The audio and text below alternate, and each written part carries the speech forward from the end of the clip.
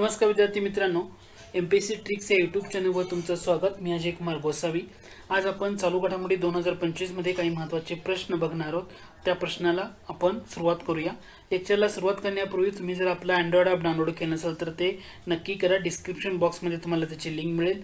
आपल्या यूट्यूब चॅनलला सबस्क्राइब केलं नसेल तर ते नक्की सबस्क्राइब करा आणि जास्तीत जास्त तुमच्या मित्रांना शेअर करा। तर आज आपण वेळ न दौडता आपल्या लेक्चरला सुरुवात करूया। आपला आजचा पहिला प्रश्न आहे तो म्हणजे प्रधानमंत्री धनधान्य कृषी योजना ही कोणत्या वर्षी जाहीर करण्यात आली। प्रश्न काय होता? प्रधानमंत्री धनधान्य कृषी योजना। तर हे कोणत्या अर्थसंकल्पामध्ये जाहीर करण्यात आली होती? तर तो अर्थसंकल्प होता केंद्रीय अर्थसंकल्प 2025-26। तर नाव लक्षात ठेवा, प्रधानमंत्री धनधान्य कृषी योजना एक महत्त्वाची योजना आहे। याला तुम्हाला फोकस करणं गरजेचं आहे। या योजनेचा मुख्य उद्देश काय आहे? तर कृषी उत्पादकता वाढवायची, क्रॉप डायव्हर्सिफिकेशन करायचं आहे आणि शेतकऱ्यांचं उत्पन्न वाढवायचं हे टार्गेट होतं। ही योजना किती वर्षाच्या कालावधीसाठी लागू करण्यात आली? तर तुमचं उत्तर असणार आहे 6 वर्षाच्या कालावधीसाठी ही योजना लागू करण्यात आली। या योजनेसाठी वर्षाला किती कोटी रुपयांचा खर्च अपेक्षित आहे? तर या योजनेसाठी वर्षाला 24,000 कोटी रुपयांचा खर्च अपेक्षित आहे। तर केंद्राकडे ही योजना जाहीर करण्यात आलेली आहे। पुढचा प्रश्न बघा, प्रधानमंत्री धनधान्य कृषी योजनेमध्ये किती केंद्रीय मंत्रालयाच्या योजनांचा समावेश करण्यात आला? आता केंद्रीय मंत्रालयांच्या किती म्हटले तर किती केंद्रीय मंत्रालय आहेत यामध्ये? तर 11 केंद्रीय मंत्रालयाच्या योजनांचा समावेश करण्यात आला। पण ह्या 11 केंद्रीय मंत्रालयाच्या किती योजना म्हणजे 11 केंद्रीय मंत्रालय आणि त्या केंद्रीय मंत्रालयाच्या योजना किती? तर 36 योजना आहेत। म्हणजे 11 केंद्रीय मंत्रालय याच्यामध्ये 36 योजना आहेत। तर यांचा समावेश हा कशामध्ये करण्यात आला? तर प्रधानमंत्री धनधान्य कृषी योजनेमध्ये करण्यात आला। हा पहिला घटक तुम्हाला इथं लक्षात ठेवणं गरजेचं आहे। ह्या योजनेचा लाभ शेतकऱ्यांपर्यंत एकत्रितपणे आणि अधिक प्रभावीपणे पोहोचता यावा हा एक मुख्य उद्देश आहे। किंवा प्रत्येक योजनेचा लाभ जो स्वतंत्र घेतला जातोय त्याच्याद्वारे शेतकऱ्यांना एकाच योजनेद्वारे अनेक लाभ मिळतील हा महत्त्वाचा उद्देश ठेवून या योजनांचा समावेश करण्यात आलेला आहे। तर हे लक्षात ठेवा, प्रधानमंत्री धनधान्य कृषी योजना। कालावधी किती म्हणलं तर 6 वर्षाचा। किती कोटीचं बजेट दिले? 24,000 कोटी। पुढचा प्रश्न आहे तो म्हणजे भारतीय विमा नियामक विकास प्राधिकरण 1938च्या विमा कायद्याची पाहणी करून सुधारणा सुचवण्यासाठी कोणती समिती स्थापन करण्यात आली? तर त्या समितीचं नाव काय? के पॉल, मधुकांत पाठक, दिनेश खारा का संदीप शिंदे? तर याचं करेक्ट आन्सर आहे दिनेश खारा समिती, जी सध्या रिसेंटली चर्चेमध्ये होती, हे लक्षात असू द्या। पुढचा प्रश्न आहे 22 फेब्रुवारी 2025 रोजी पुणे येथे झालेल्या पश्चिम विभागीय परिषदेच्या बैठकीचा अध्यक्षस्थान कोणी बसवलं?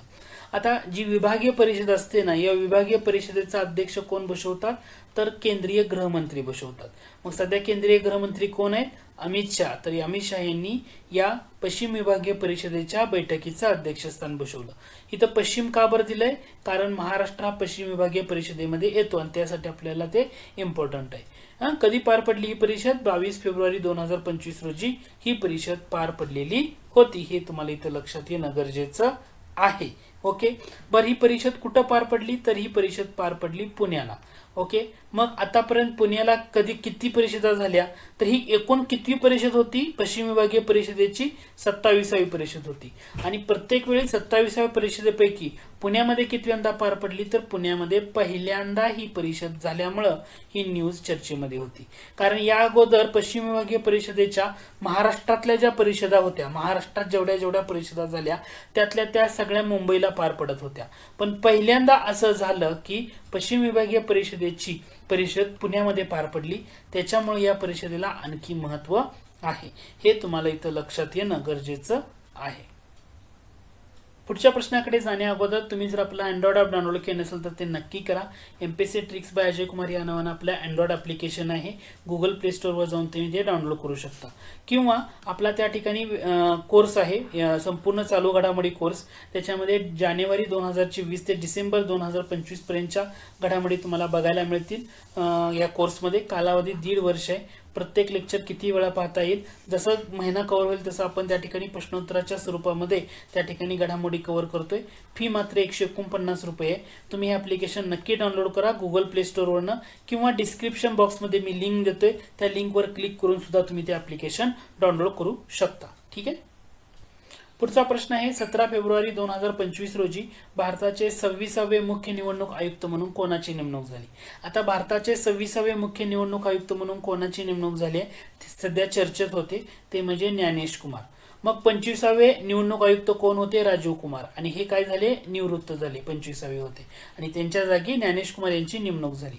मग ज्ञानेश कुमार कोणत्या IAS बॅचचे अधिकारी होते, तर ही एक तर तुम्हाला इथं पहिला घटक लक्षात ठेवायचा आहे, 1988 IAS ह्या बॅचचे ते अधिकारी आहेत. मग तुम्हाला प्रश्न पडला पाहिजे हे केडर कोणतं, तर केरळ केडरचे होते. कोणते केडरचे होते, केरळ.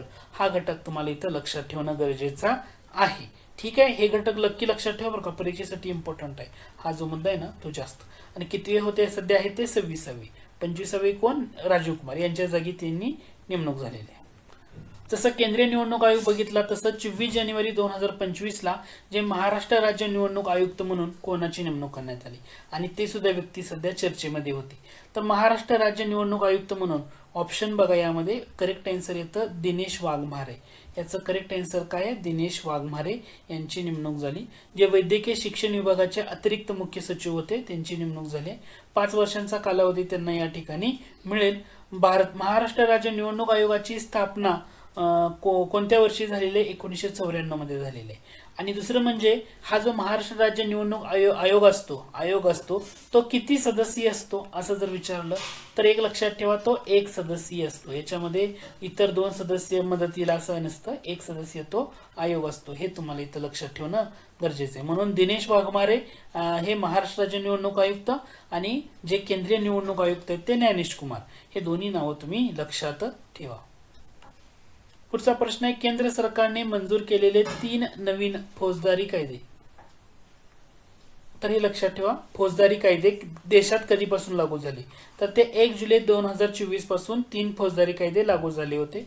त्याच्यामध्ये कोणते कायदे येतात, भारतीय न्याय संहिता होता फौजदारी कायद्यातला, भारतीय न्याय संहिता हे लक्षात ठेवा. त्यानंतर भारतीय नागरिक सुरक्षा संहिता, भारतीय नागरिक सुरक्षा संहिता, आणि तिसरा कायदा होता भारतीय साक्ष अधिनियम, भारतीय साक्ष अधिनियम. तर हे 3 नवीन कायदे फौजदारी कायदे कधी लागू झाले, 1 जुलै 2024. पुढचा प्रश्न आहे चांद्रयान से चुनाव तक हे अभियान कोणत्या संस्थेद्वारे राबवण्यात आलं. आता इथं 2 मुद्दे तुम्हाला याच्यावरून उत्तर काढता येईल. एक तर चांद्रयान म्हटलं तर ऑप्शन मध्ये इस्रो आहे, तो एक घटक येऊ शकतो, किंवा दुसरं चुनाव म्हटलं तर इथं केंद्रीय निवडणूक आयोग आहे. म्हणजे इथं हे जे 2 ऑप्शन आहेत युवा व्यवहार आणि क्रीडा मंत्रालय, हे इथं शक्यतो येणार नाही. पण आता हे अभियान कसं राबवले, चांद्रयान से चुनाव तक, तर याचं करेक्ट आन्सर येतं केंद्रीय निवडणूक आयोगानं हे अभियान राबवलं. आता हे अभियान का राबवलं आणि कुठं राबवलं, तर जे दिल्ली विधानसभेच्या निवडणुका झाल्या तर या दिल्ली विधानसभेच्या निवडणुकामध्ये हे अभियान राबवण्यात आलं. कुठं राबवण्यात आलं, तर पश्चिम दिल्लीमध्ये राबवण्यात आलं. बरं का राबवण्यात आलं, का बरं नाव दिलं चांद्रयान, कारण सध्या चांद्रयान 3 मोहीम यशस्वी झालेली होती आणि या चांद्रयान मोहिमेला जोडून निवडणूक प्रक्रियेमध्ये जे तरुण मतदार आहेत या तरुण मतदारांना गुंतवून ठेवण्यासाठी आणि मतदानाची टक्केवारी वाढण्यासाठी हे अभियान भारतीय निवडणूक आयोगानं चांद्रयान से चुनाव तक हे अभियान राबवण्यात आलं. हा घटक इथं लक्षात ठेवा. पुढचा प्रश्न आहे डिसेंबर 2024 मध्ये महाराष्ट्र विधानसभेचे हंगामी अध्यक्ष म्हणून कोणाची नेमणूक करण्यात आली. हंगामी अध्यक्ष जे असतात ना, तर त्यांना जे नवनिर्वाचित महाराष्ट्र विधानसभेमधले 288 आमदार होते ना, त्यांना शपथ देण्याचं काम होतं आणि हे कोणी पार पाडलं, तर कालिदास कोळंबकर यांनी पार पाडलं. सध्या कोण आहेत महाराष्ट्र विधानसभेचे अध्यक्ष, तर सध्या राहुल नार्वेकर आहेत, हे लक्षात ठेवा. पण जे कालिदास कोळंबकर आहेत तर यांना हंगामी अध्यक्ष म्हणून नेमणूक करण्यात आलेली होती. पुढचा प्रश्न बघा, राष्ट्रीय युवा संसद स्पर्धेचं आयोजन कोणत्या संस्थेद्वारे केले जातं.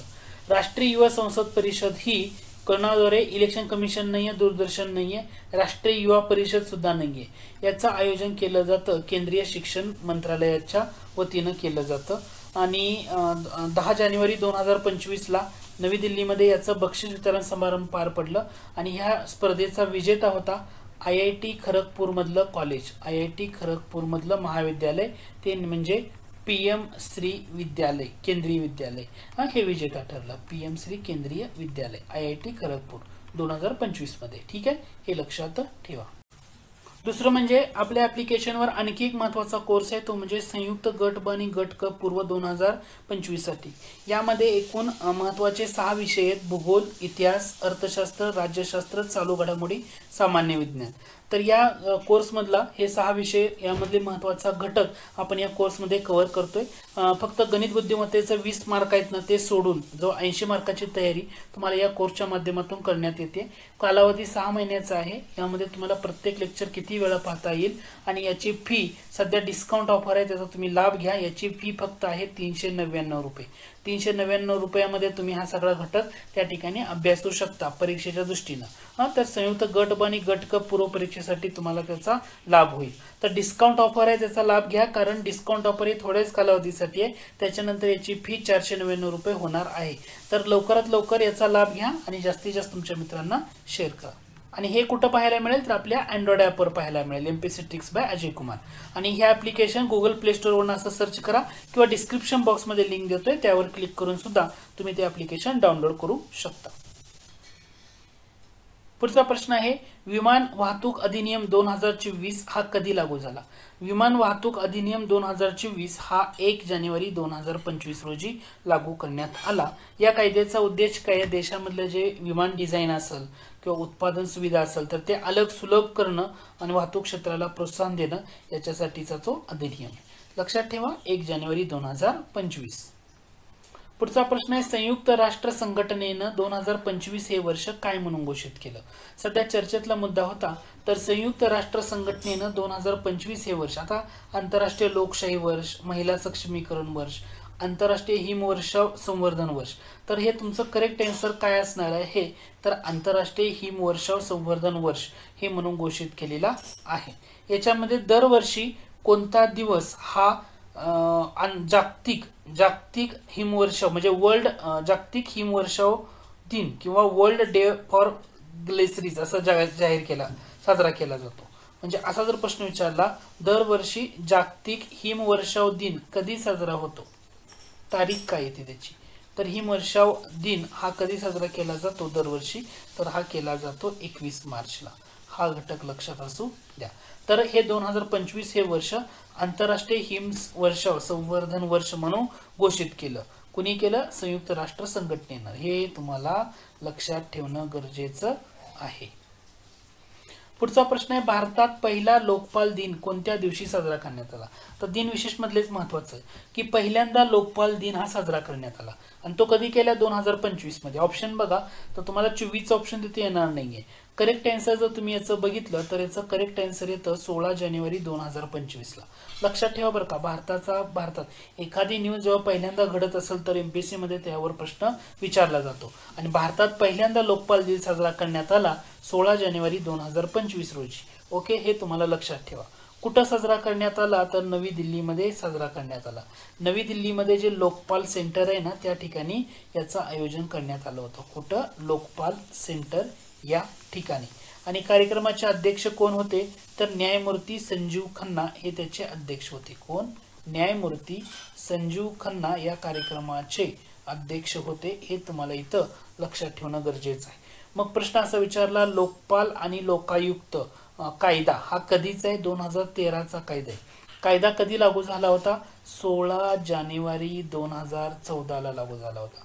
म्हणून 16 जानेवारी हा दिवस आता काय साजरा केला जातोय? तर लोकपाल दिन म्हणून साजरा केला जातोय. लक्षात आहे का?